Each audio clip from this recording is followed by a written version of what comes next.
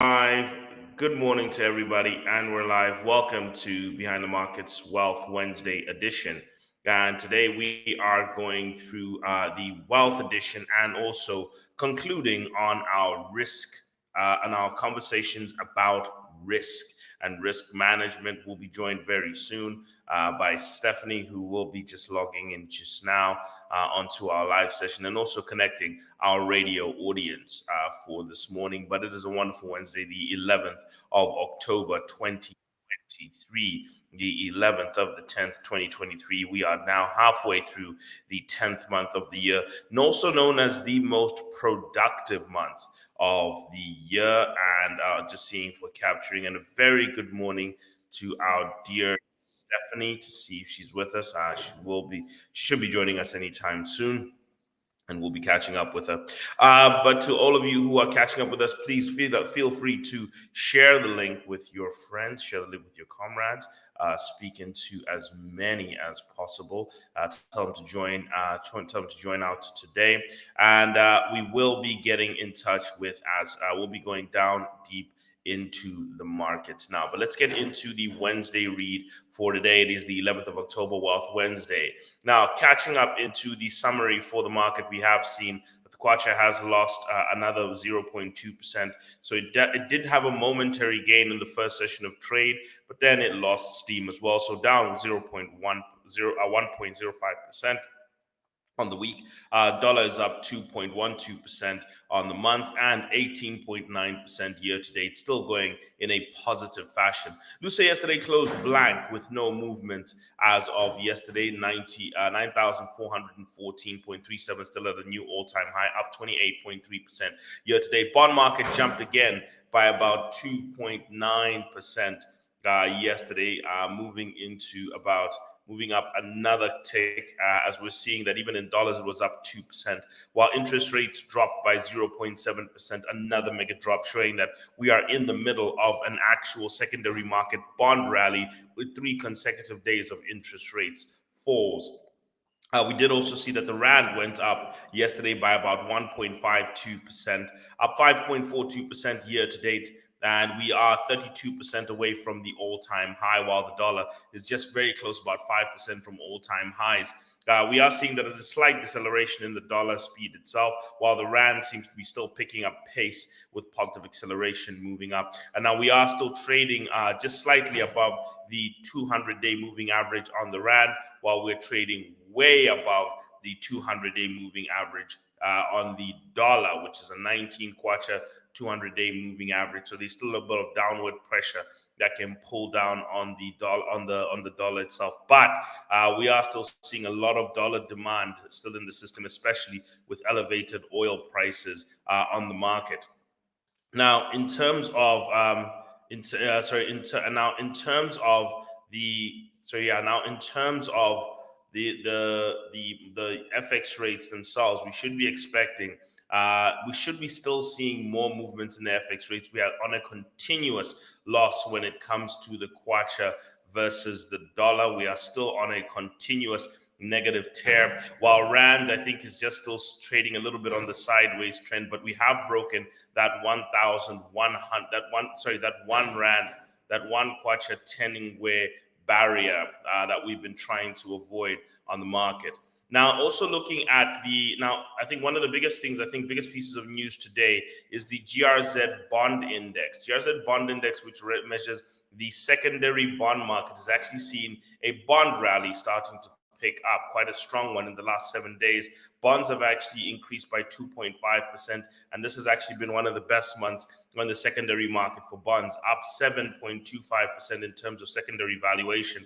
Now, year-to-date, bonds up 27.8%, but I think what's really interesting is we're starting to see bond interest rates collapse. And a lot of this has a lot to do with the fact that it appears that talks have started between us and the Eurobond holders, while we can actually see that there is some sort of bond demand that is starting to kick back into the market.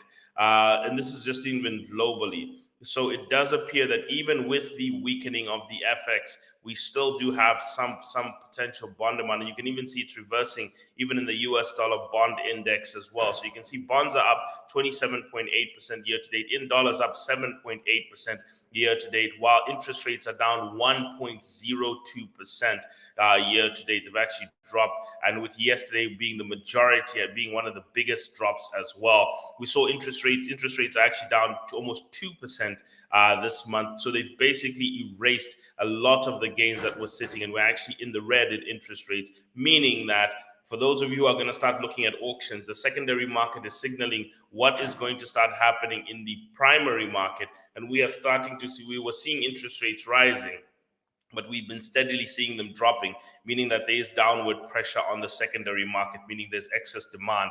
Now, remember that our foreign investors do not have access to the primary market. Only 5% of them have access. They've got access to 5% of the primary market. So they have to basically go into a frenzy on the secondary market, which ends up pulling rates down and widening the gap. So there is actually quite a bit of pressure pushing against the secondary market interest rates. Now, in terms of the commodities market as well, we've also seen we see copper yesterday pull down a slight bit, down 0.96%, as obviously growth expectations globally by the IMF were slashed due to weakening expectations of China.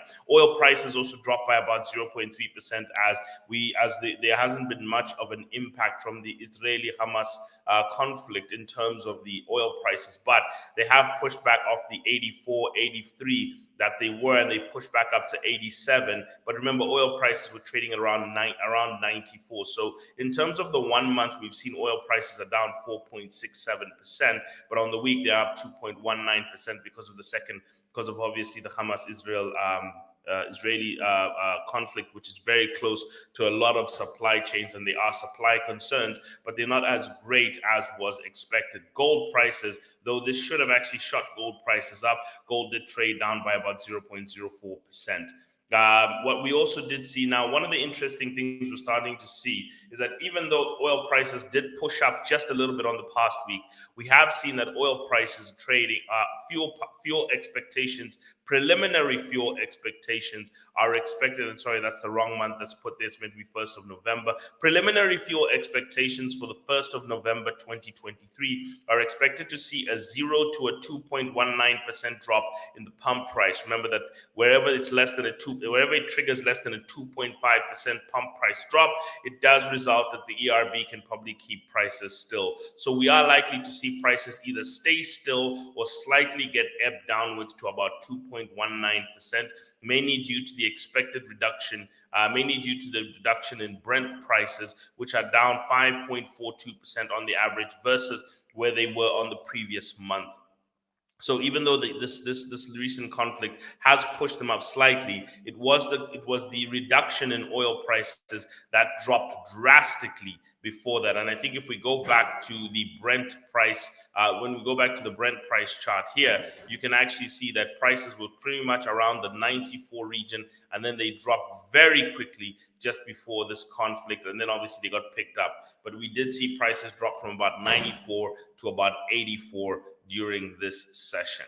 Now, simultaneously, what we've also started to see is that wealth insurance assets yesterday beat Bitcoin, moved up by 1%, even though, which means that the Bitcoin price also pushed up, while Ethereum has also started to come down. We're seeing a divergence between Ethereum and Bitcoin at the moment. Gold was also up in dollars, in Kwacha, up 0.16%, putting gold up 22% year to date, Ethereum up 54%, and Bitcoin up 99.3%. When we take a look at where we are in terms of the cross-asset mix, we do see that bonds up 27.8% year to date, stocks up 28.3% year to date, US dollars up 18.9% year to date, and gold is up 22% year to date, with Bitcoin up 93% year to date and Ethereum up 54.6% year to date. But looking at where the markets are standing in terms of the quarterly analysis, quarter to date, we see bonds up 5.3%, stocks up 1.1%, the US dollars up 2.3%, gold up 2.8%, Bitcoin up 5.8%, and Ethereum down 4.3%.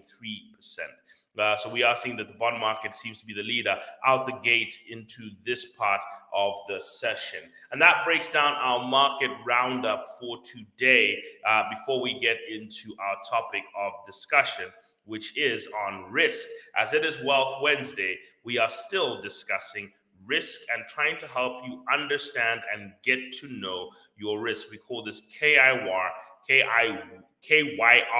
know your risk. So this has been an introduction to risk that we have been dealing with, to all the people that have been there. Now, remember that in terms of our recap did show that Warren Buffett's number one rule when it comes to risk is 1, never lose money. 2, never forget about rule number 1. Now, risk is obviously the risk of losing money. The 3 biggest wealth thieves in the world are 1, consumption, spending all your money and not investing it. Poor savings rate and slow income growth will obviously do that to you. Conservatism, being too conservative and keeping your wealth in assets that grow too slow, cash or cash-like assets, or highly defensive portfolios that have got sub-inflation returns on investment. And carelessness, which is taking unnecessary, unbalanced, and uncalculated risks. Short-term thinking, speculative assets, big gambles, and non-cash flow generating assets have a tendency to do that to you. What is risk?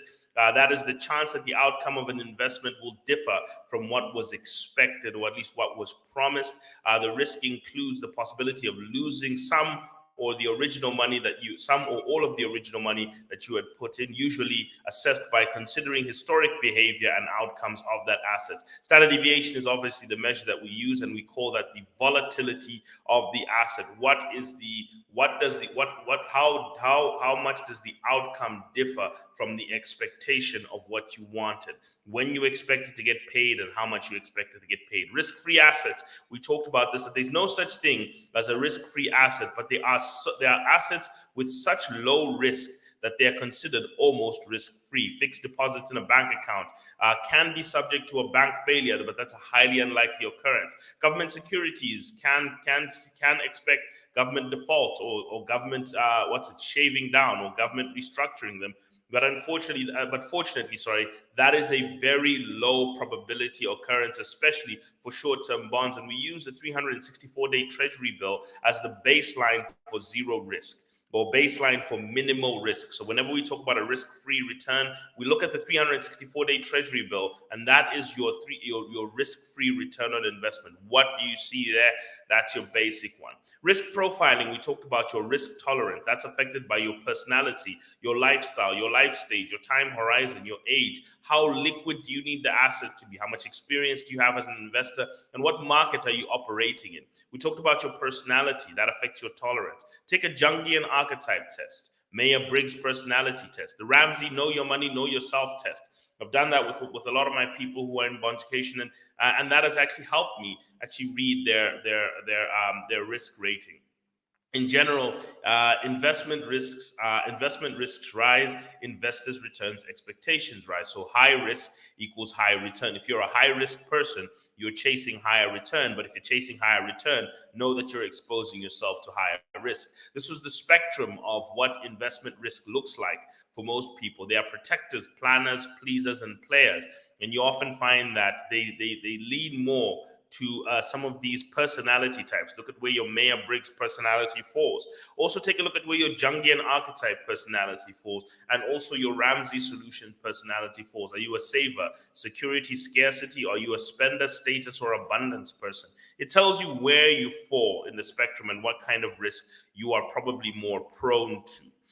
Types of risks. We talked about systemic risks and idiosyncratic risks. We also talked about business risks, operational risks, legal risks, credit risk, country risk, foreign exchange risk, interest rate risks, reinvestment risk, political risk, counter risk, counterparty risks, and liquidity risks. These are the main risks that you should watch out for. We talked about risk reward and the risk reward ratio, that you should always make sure that you are getting 3 times the reward for the risk that you are getting. That is considered a low risk. But if it's equal, you're considered a moderate risk. And if it's greater, you're considered a high risk. That is the kind of investment that you are dealing with. Risk diversification. We talked about diversification doesn't guarantee against risk, but it minimizes risk in the long term. We talked about black swan events, And then last week we talked about the Bridgewater approach to risk, where we talked about looking at the two weather conditions, which the two economic weather conditions, which are inflation and growth. And we said, think about your asset portfolio similar to the clothes in your wardrobe today.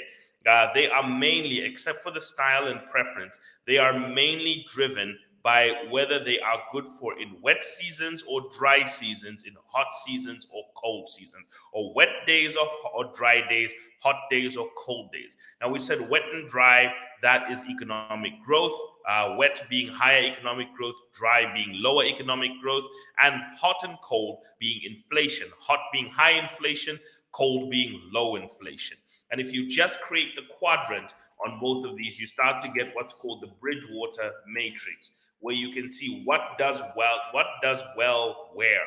And we talked about the fact that intermediate bonds, 364-day treasury bills, 2-year, 3-year, and 5-year bonds, gold, US dollars, and mainstream cryptocurrencies do well in declining GDP and rising inflation, while rising inflation, rising GDP leads to defensive stocks like utilities, natural resources, essentials, speculative land and property, industrial and agricultural commodities and emerging markets, or even stocks that represent those industries.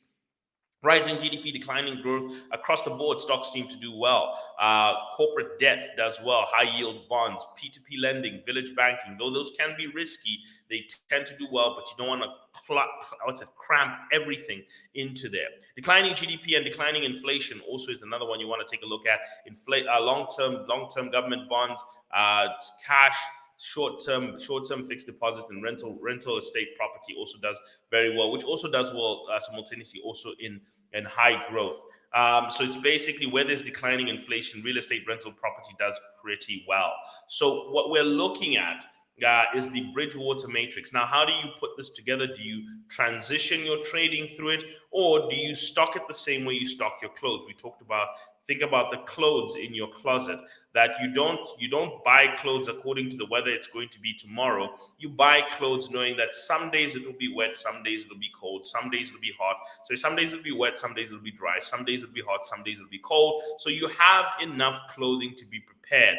And whatever weather you are in or whatever season you are in, you're more likely to have a lot more clothing towards a lot of that. So when you look at the conditions of your country, a Zambian is more likely to have a lot more summer clothing than winter clothing in their closet, but they will have some winter clothing, while probably a European would have a lot more winter clothing than summer clothing in their closet because they have a lot longer winters. So you also have to look at the general seasonality of your economy to be able to see what you are leaning more towards in order to risk balance.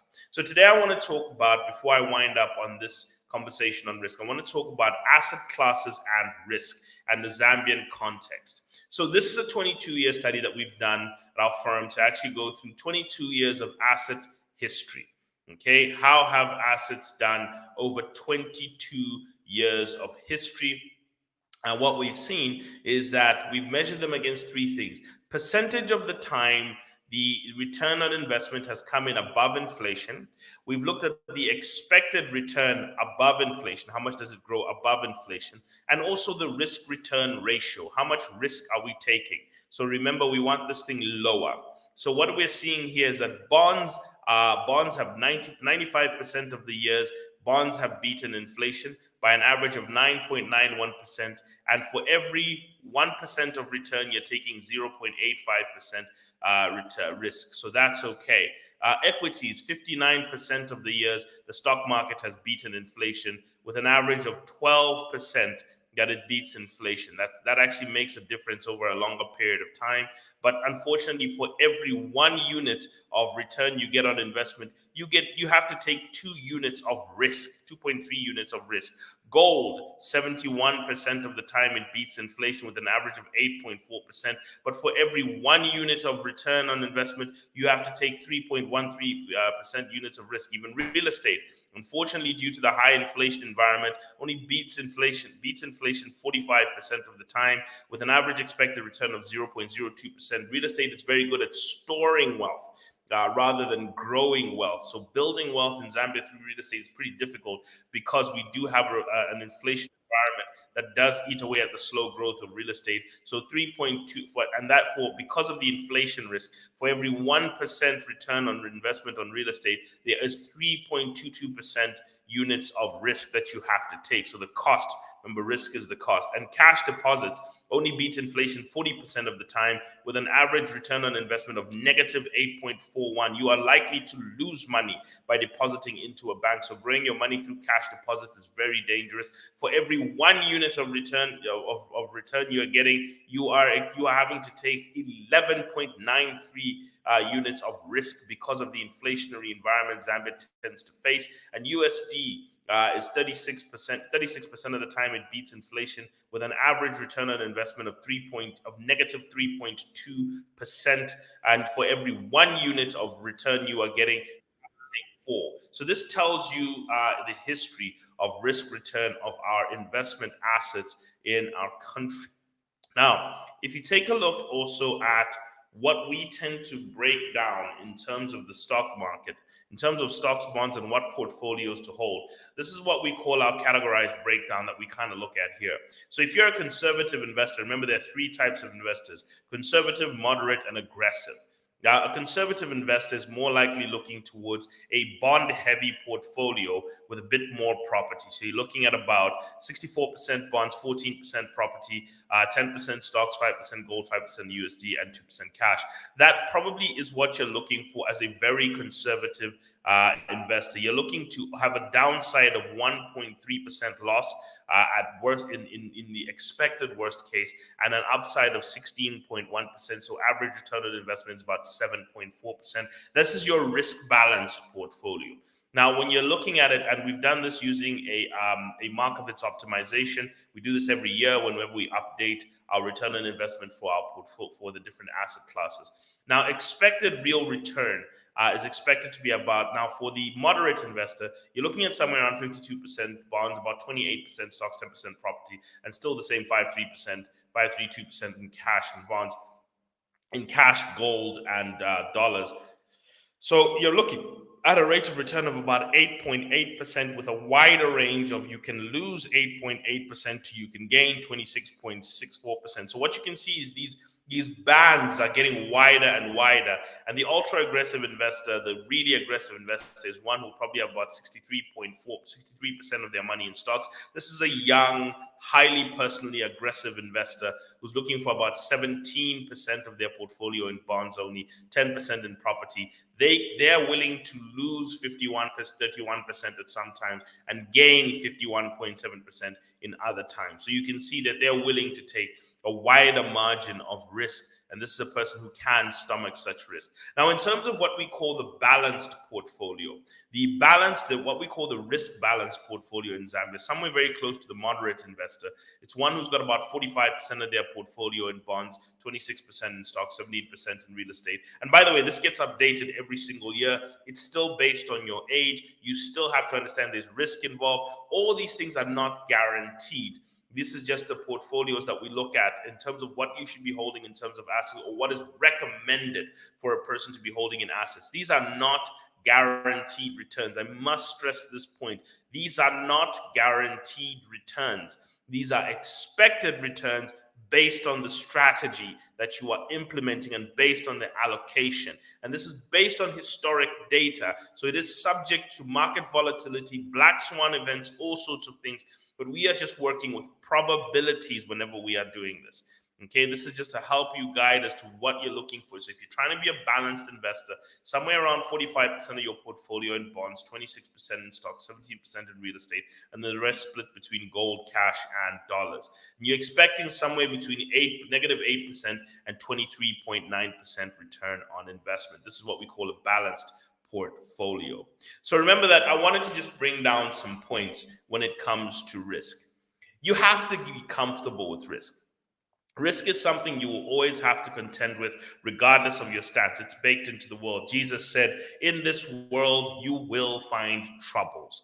John 33:16. And basically, God even said, as long as the world remains, cold, hot, summer, winter, which are the varying seasons and the varying days, they will exist. Even in the economy, there are variations baked into the economy. You cannot predict an Israeli-Hamas attack. You cannot predict a Russia-Ukraine war. You cannot predict COVID. You cannot predict you cannot predict when a famine happens in Kenya, which pushes Zambian maize prices up.